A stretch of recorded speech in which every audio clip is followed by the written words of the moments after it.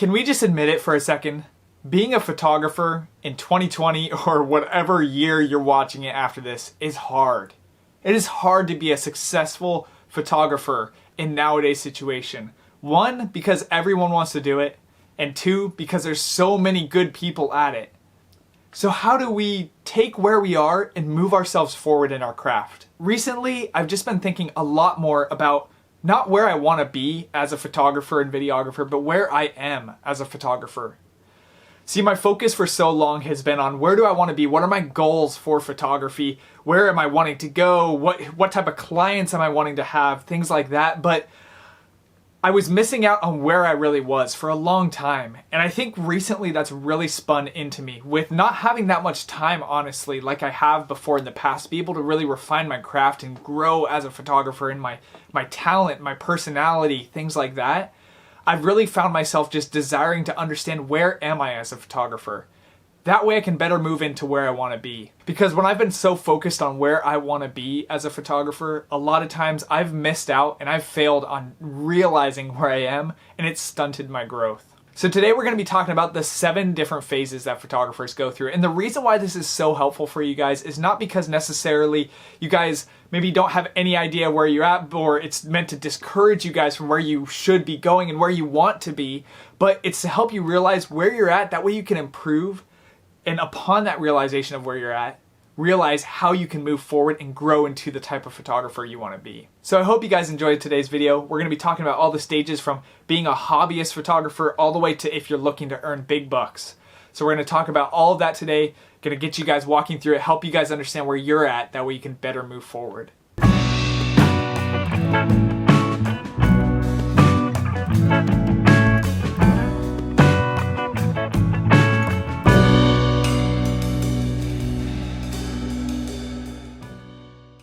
Now today, while I'm going to be talking about these steps 1 through 7, and generally this is kind of the way that I find that it goes with me as a photographer, talking out of my own experience and with photographers that I know. This is generally kind of the pathway that it takes, but the awesome thing about it is once it gets to the end, it's not like you're done. There's more to do, and oftentimes actually once you get to the end, you kind of start over and you realize where you're at. You realize that there's so much more, to it than what just you thought you had arrived at. And so you kind of start this process over. And so more recently, I had actually personally kind of restarted this process. So I want to talk to you guys today about this process, get you guys going on it. So the first phase that all photographers seem to go through is a thinking that they can do things better than everyone else stage. Not even gonna lie, I have been there before. I've been at places where I see other photographers work and I'm like, oh man, I can do so much better than that. That's, either the composition is not, put together well here. Maybe the lighting was really bad and there's a really overexposed part. I would have never done that if I was shooting that shot. Yet, a lot of times we find that when we actually throw ourselves into those scenarios, with a lot of those photographers we see out there, we realize that like half of those things that we're looking at that we can claim we can do so much better at, when I actually go out and try to do it myself, I'm like struggling over it and I'm not actually achieving the same type of greatness that that image even had within it. And granted, there are a lot of photographers out there as well who, you can see and you can realize, yeah, they have a long ways to go. But there's also kind of a misconception that a lot of photographers have when they first start out, that they can do better than everyone. And there's a reason why it takes time to learn this craft. And I would just encourage all you guys, if this is where you're at, just realize it. Realize that there's so much more to grow, because even the best of photographers realize and understand that there is better images to be achieved than what they have already captured. Thinking you can shoot better than everyone is really one of the biggest things that will stunt your growth as a photographer, because you won't be able to realize and you'll be blindsided by the things that you aren't good at. So I definitely encourage you guys, don't be blind to this. Don't be blind to the downfalls that you have in your photography, and keep understanding and growing in those things that you can work on. Now, the second phase that a lot of photographers go through is learning the basics, or if you've already been through this stage, relearning the basics.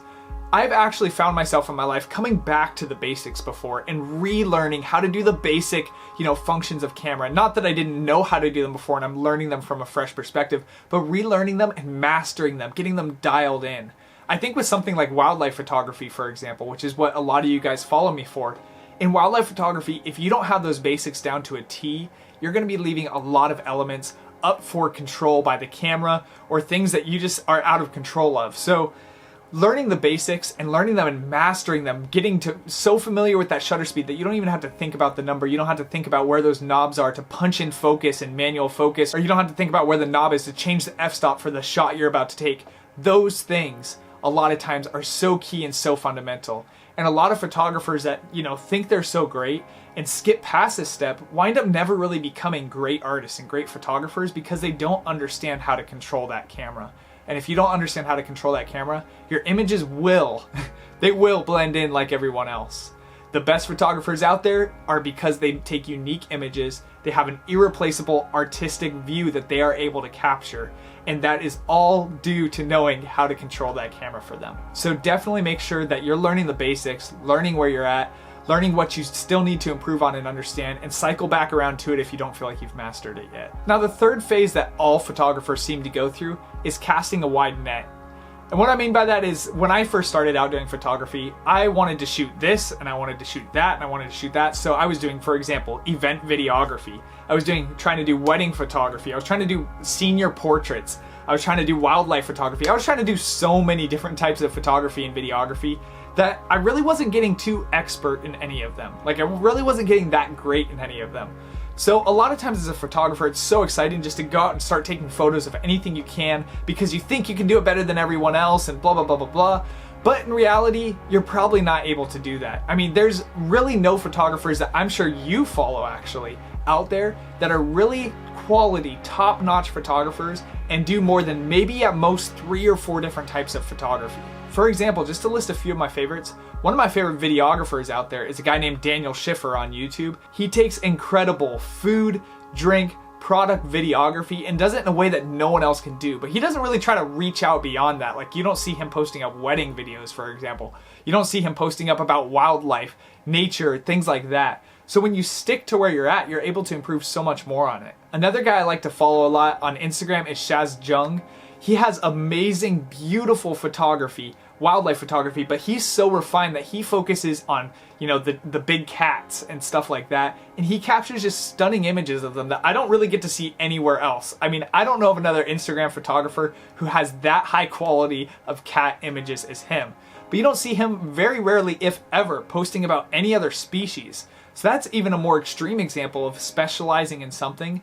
But in general, you should specialize in a field, and you shouldn't, be so focused on just thinking that you're better than everyone at everything that you actually wind up being good at nothing. So I definitely encourage photographers who are on this journey to find what they're good at early on, or find what they like, most importantly, early on. That way they don't waste their time with the things they don't like, and don't try to fit everything in together rather than refining their craft where they should be committing their time to and their money to. Now, those first 3 phases generally involve hobby photographers. Generally, those are people who haven't yet moved into making money on their photography, things like that. And again, if you're gonna cycle back through that stage, yeah, you've probably already made money by that point. But a lot of times when you're starting out and you go through those stages, you haven't made very much, if any, money at all. So this next step that we're going to talk about is when people start to actually make a little bit of money. Maybe this isn't something that's going to be full-time yet, something that you haven't, started making big money off of, but at least things where you're starting to get small gigs and stuff like that. So the 4th phase that I find a lot of photographers go through is actually discovering what they truly like. So basing off of phase number 3, where people are just casting a wide net, not really understanding what it is that they're good at or what it is that they like in photography. In phase 4, they're starting to understand what they truly are good at, what they truly enjoy. So for me, for example, this was a realization I was having probably about 6 or 9 months ago. Again, like, this is the second time I've been through, I would say, these stages, these phases of photography. And I had another realization when I was doing, I was shooting a bunch of weddings that wasn't necessarily my favorite thing to do. I was doing a lot of commercial work, stuff like that, for clients who were just doing testimonials, like things like that. And I wasn't really finding a lot of satisfaction in that. And I was realizing that I kind of stuck myself into a person who does a lot more than I really am good at. Like, not to say that I'm necessarily bad at all those things. I'm not the greatest, and I'm pretty average, at wedding videography, for example, if I would say so myself, just being 100% transparent.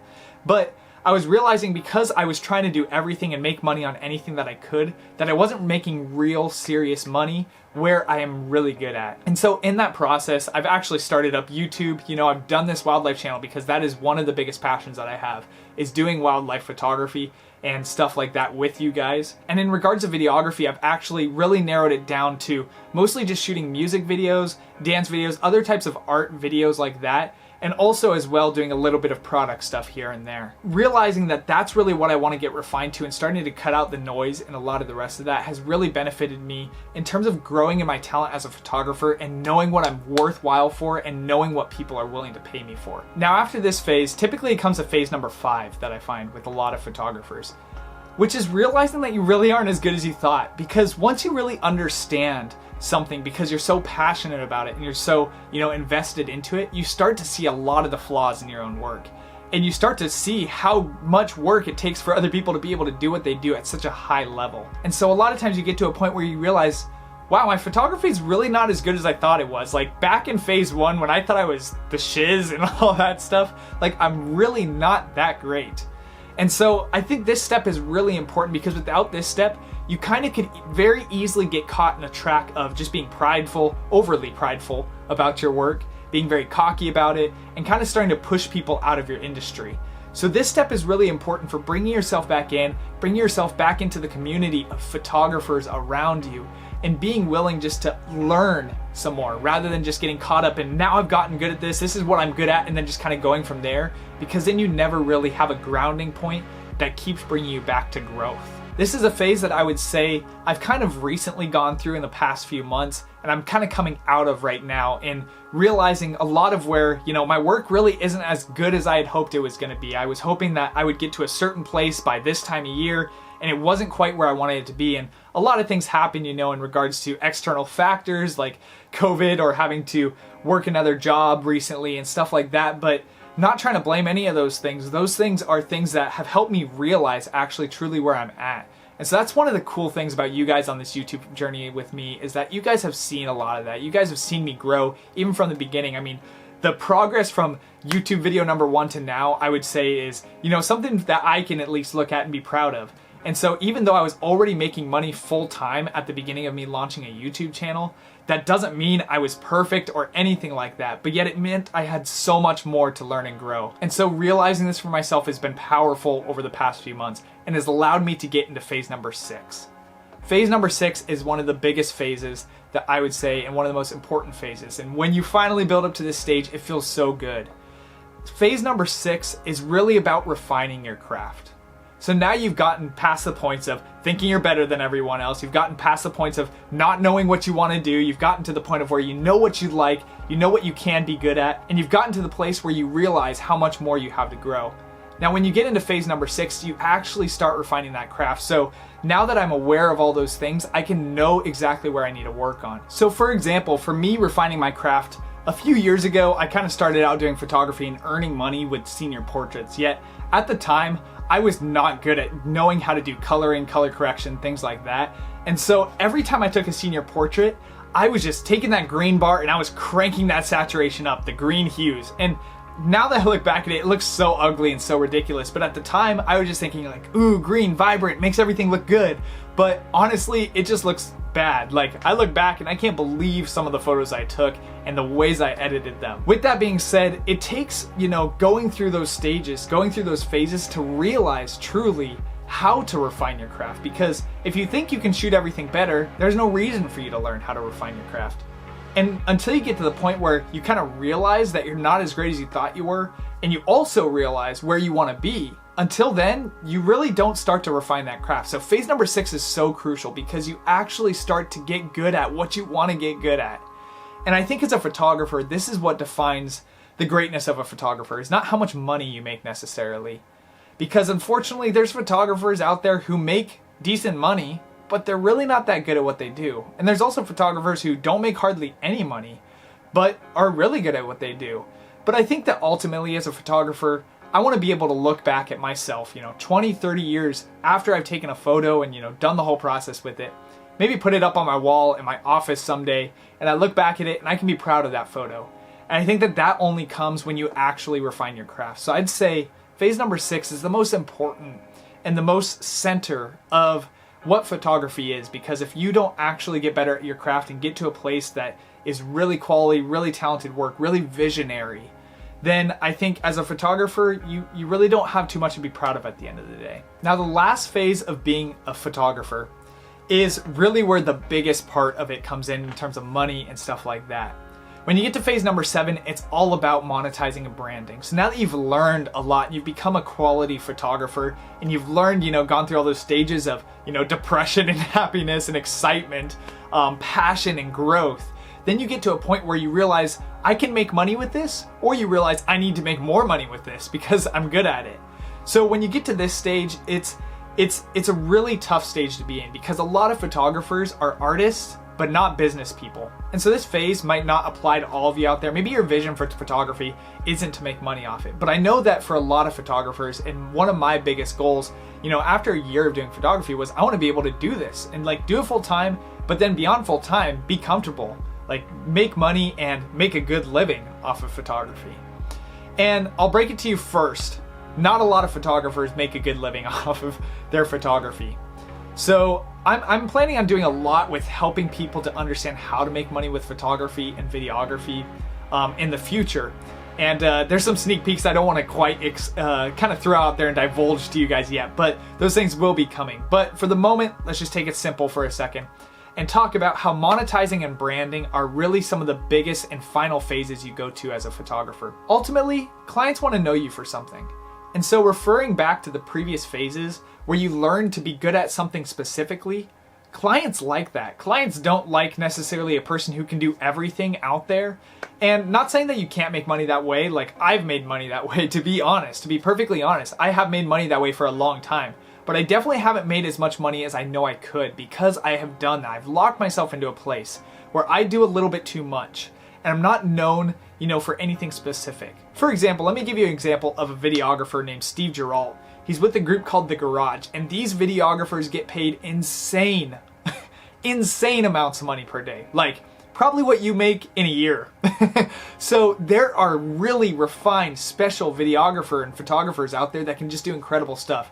Steve Geralt does stuff with robots, mixing in robots and videography together, very precise product videography, and he just makes a killing on it because he is so good and no one else can do it as good as he does it. So it's important to really understand what you're good at and brand yourself in that type of way. So this is actually the phase that I would say that I'm most on right now. I'm kind of in a little bit of phase 6 and 7, but mostly phase 7 in that I really don't have a really consistent brand that I'm always throwing out for myself as a videographer, as a photographer. And that's something I'm working on right now, is I'm starting to get to a place where I'm realizing I need to take out a lot of that stuff. So I'm kind of in that process right now, so don't judge me too harshly when you see, my Instagrams or things like that. But that is something that I'm working on, is getting my brand narrowed down to really what I want. That way I can pursue that full time. And in terms of monetization, I think one of the big things too as a photographer is realizing that there are more ways to do photography and make money on photography than just asking people, hey, can I take your photos? There's so many ways to make money on the visual arts of today's society that as a photographer, it's important to not restrict yourself just to those things. So I want you guys to be encouraged not to be limited to just, the typical average everyday client work, but really figuring out new ways and innovative ways to make you guys money. I would talk about that a little bit more. I don't want to make this video too long, but I have found many different types of facets and stuff that I'll be diving into the future about how I've made money on photography that hasn't just been in the traditional sense of, going out and getting maybe wedding clients or going out and getting, people to shoot portraits of. So I just want to encourage you guys to just be open to that, be aware of that. And I hope that these 7 phases help you guys out. I hope this helps you guys understand where you're at so you can grow from there. I think knowledge is power, and ultimately the more you guys know about where you are, the more you know about how to move forward and be where you want to be. Because I think if we're honest with ourselves, there's probably very few, if any, photographers out there that have really reached, a pinnacle of maybe their talent and their ability and their progression and their income, things like that. So that's really something that I hope to develop you guys as photographers and videographers as well. So I hope you guys enjoyed today's video. Thank you so much for watching. I am so excited to be able to get to monetization soon on this YouTube channel. Thank you guys for all your support, and I can't wait to see you guys in the next video.